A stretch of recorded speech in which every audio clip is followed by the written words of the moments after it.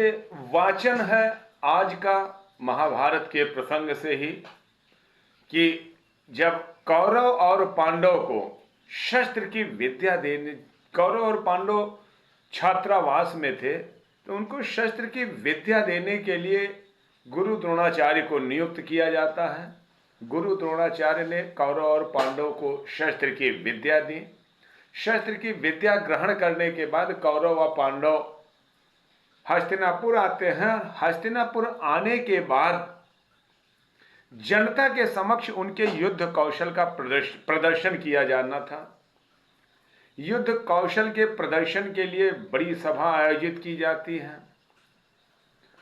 पूरी जनता एकत्रित होती है। जनता के एकत्रित होने पर सभी महारथियों ने, सभी राजकुमारों ने अपने युद्ध कौशल का प्रदर्शन किया। उस युद्ध कौशल में अर्जुन की बड़ी वाहवाह होती है, बहुत वाहवाही हुई, बड़ी प्रशस्ति पाते हैं अर्जुन। दुर्भाग्यवश उसी सभा में कर्ण भी आ जाता है, वही कर्ण जो सूत पुत्र कहा जाता था। सूत पुत्र उस प्रतियोगिता में आ जाते हैं, प्रतियोगिता देखते हैं। प्रतियोगिता देखने के बाद उस सभा में मौजूद महारथियों को ललकारते हुए कहते हैं कि ये कुछ नहीं है, अर्जुन जो दिखला चुके हैं ये तो हमारी नजर में कुछ भी नहीं है। मैं इनसे अद्भुत कला आपको दिखला सकता हूं यदि आप मुझको यह सुअवसर दें। गुरु द्रोणाचार्य जो प्रण कर चुके थे कि मैं अर्जुन के अलावा किसी को दूसरा धनुर्धर या इनके समान या इनका समकक्ष या इनका प्रतिबिंब नहीं बनने दूंगा, अब गुरु द्रोणाचार्य हतप्रभ रह जाते हैं, चिंतातुर हो जाते हैं। कृपाचार्य ने कमान संभाल ली। उसी प्रतियोगिता में कृपाचार्य भी मौजूद थे। कृपाचार्य ने कमान संभाल ली। कृपाचार्य तत्काल प्रश्न कर बैठते हैं और कर्ण से कहते हैं कि क्षत्रिय है यह राजपूत है, यो ही नहीं लड़ेगा। जिस तिससे हाथापाई में कैसे कूद पड़ेगा। अर्जुन से लड़ना है तो मत गहो सभा में मौन, नाम धाम कुछ कहो बताओ तुम जाति हो कौन। नाम धाम कुछ कहो बताओ तुम जाति हो कौन। कृपाचार्य ने कमान संभालते हुए सुपुत्र कर्ण के बारे में बताते हैं कि यदि आप इस प्रतियोगिता में भाग लेना चाहते हैं तो आपको अपनी जाति, अपना वंश बताना होगा, क्योंकि ये क्षत्रिय स्वयंवर प्रतियोगिता है, स्वयंवर है, यहां पर दूसरा नहीं भाग ले सकता। तब कर्ण अत्यंत क्रोध में आ जाते हैं और कर्ण क्रोध में फिर आने के बाद क्या कहते हैं कि जाति हाय री जाति, जाति हाय री जाति। कर्ण का हृदय क्षोभ से डोला, कुपित सूर्य की ओर देख वह वीर क्रोध से बोला। जाति जाति रटते जिनकी पूंजी केवल पाखंड, जाति जाति रटते पूंजी जिनकी केवल पाखंड। मैं क्या जानू जाति, जाति मेरे हैं यह भुजदंड। मैं क्या जानू जाति, जाति मेरे हैं यह भुजदंड। शर्म आते नहीं जगत में जाति पूछने वाले। ऊपर सिर का कनक, ऊपर सिर पर कनक छत्र, भीतर काले से काले। सूत पुत्र मैं, सूत पुत्र मैं, लेकिन पिता थे पार्थ के कौन। सूत पुत्र मैं लेकिन पिता थे पार्थ के कौन। साहस हो तो कहो, साहस हो तो कहो, ग्लानि से रह जाओ मत मौन।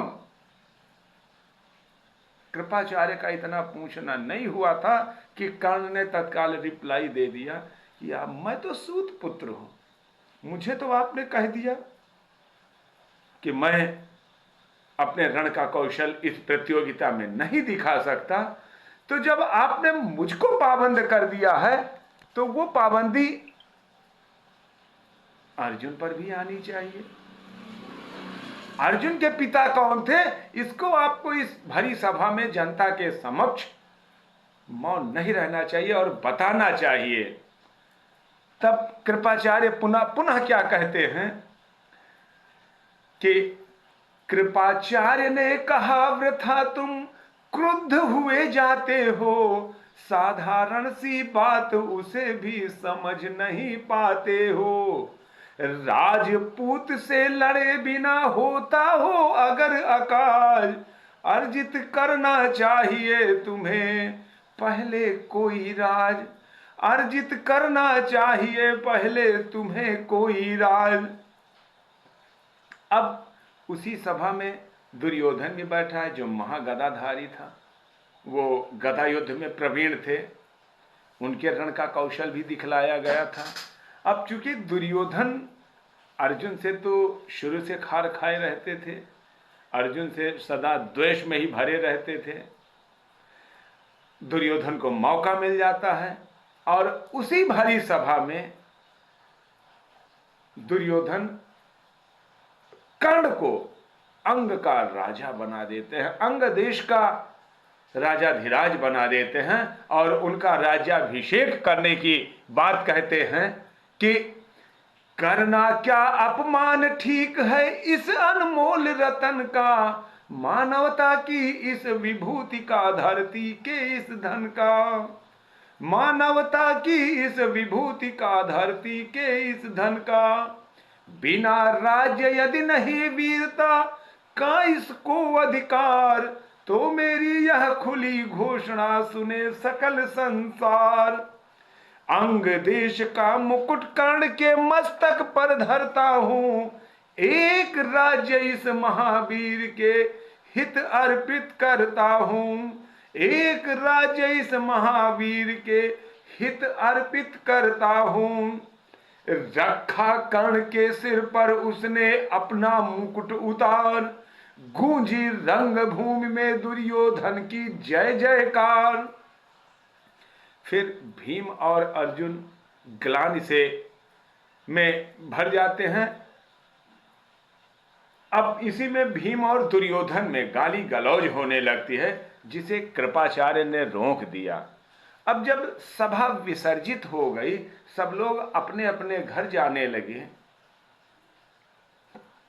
तो रास्ते में गुरु द्रोणाचार्य और अर्जुन साथ चले जा रहे हैं।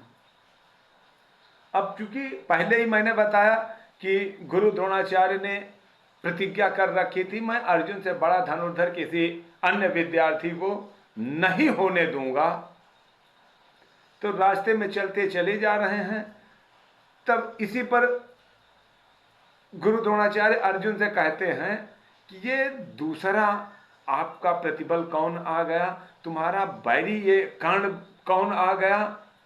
पहले एक आपका प्रतिबल आया था एकलव्य, जिसका कि मैंने अंगूठा कटवा लिया था, अंगूठा ले लिया था, लेकिन मैं कर्ण को अपना विद्यार्थी नहीं बनाऊंगा, ये तो मेरा वादा है। लेकिन दूसरा वादा भी मैं कोशिश करूंगा कि दूसरे वादे को भी मैं निभाऊं, और मैंने प्रतिज्ञा किया है कि मैं दूसरा कोई आपका प्रतिबल नहीं आने दूंगा।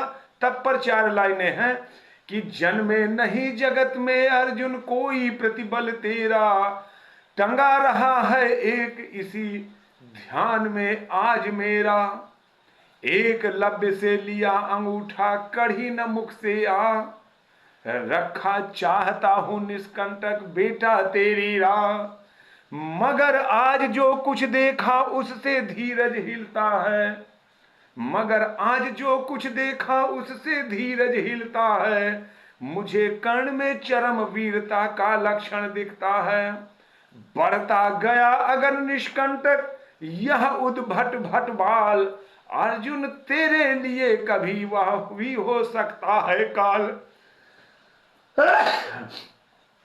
अर्जुन तेरे लिए कभी भी वह हो सकता है काल।